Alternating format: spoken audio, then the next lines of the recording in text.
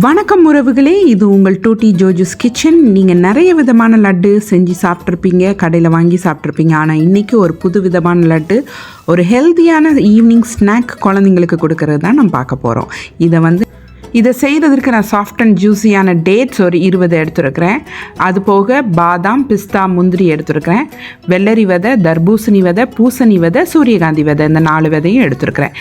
இப்போ பாதாம், பிஸ்தா, முந்திரி எல்லாத்துலேயும் ஒரு 50 கிராம் எடுத்து ஒரு சாப்பரில் போட்டு நல்லா சாப் பண்ணி எடுத்துக்கிறேன். ஒன்றும் பாதியமாக கோஸா. ஸ்நாக்ஸ் சாப்பிட்றதுக்கு எந்த வயது வரம்பும் இல்லை. வாலி பிள்ளைங்க, வயசானவங்க எல்லாருமே இதை சாப்பிட்லாம். நான் இறச்சி எடுத்துக்கிறேன். இப்போது இந்த டேட்ஸில் உள்ள விதைகளை தனியாக நீக்கிட்டு டேட்ஸை மட்டும் தனியாக எடுத்துக்கலாம். இந்த டேட்ஸ் பேர் கிமியா ஒரிஜினல் டேட்ஸ்னு போட்டிருந்தது. இது நீங்கள் தண்ணியில் ஊற வைக்கவோ பாலில் ஊற வைக்கவோ வேண்டாம், அப்படியே டைரெக்டாக நீங்கள் எடுத்துக்கலாம்.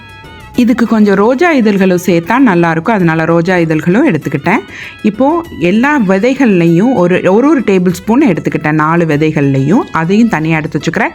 இப்போ டேட்ஸை நல்லா ஒரு ஃபோக்கை வச்சு நல்லா ஸ்மாஷ் பண்ணிக்கிறேன். ஸ்டவ் ஆன் பண்ணி ஒரு ஹெவி பாட்டம் பேன் வச்சுக்கிறேன்.